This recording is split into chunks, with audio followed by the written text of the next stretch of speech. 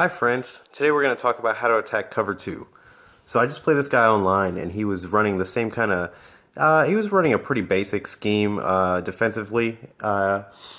Nothing changed too much. He was running a lot of cover 2, 2-man under, sometimes switched it to cover 3. So this is why it's really important to note what you're looking at pre-snap.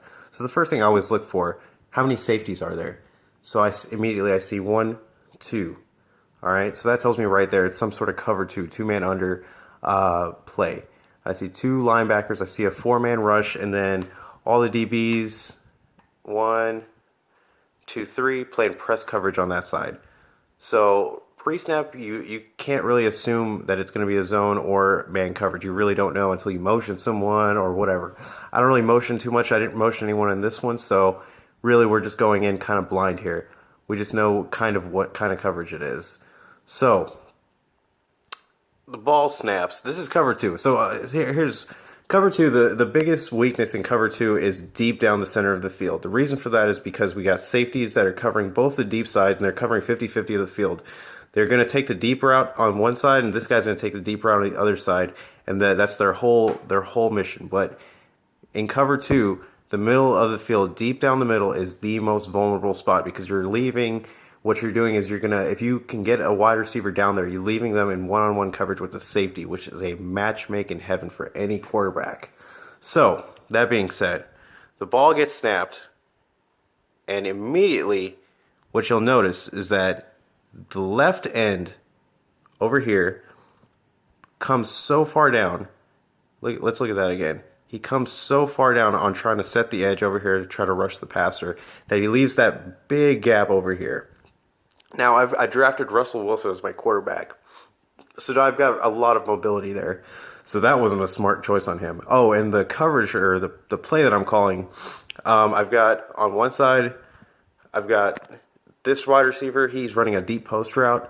And on this side, I've got these two guys running just like a simple levels concept. Just a little in route. I think one's doing like a 5-step in route. The other one's doing like a 7-step.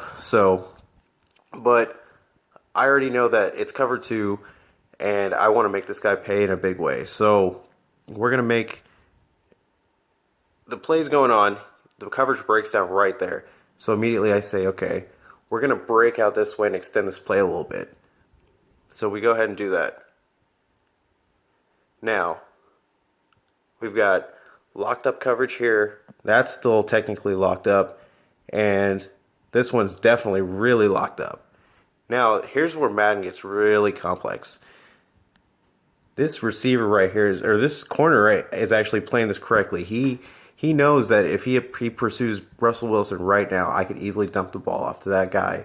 And now, if he did that, then it would be a wide receiver matched up with a linebacker, and that's a complete mismatch all day. So he doesn't pursue. He's actually playing this very disciplined and very, very smartly. Everyone else is playing zone. So at this point, I already know it's cover 2 zone. So the play goes a little bit more. And what do I have? We have one safety in the back there matched up with a star receiver. The other safety is way on that side because remember, it's 50-50. He's on that side where he's supposed to be. But this is where cover 2, this is the vulnerability of cover 2 right here, deep down the middle. So we take a shot.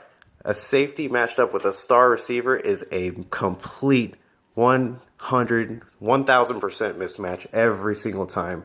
Any quarterback that sees that is going to take a shot to that side. So he sees that, boom, that's a walk-in touchdown. And that is how you beat cover 2.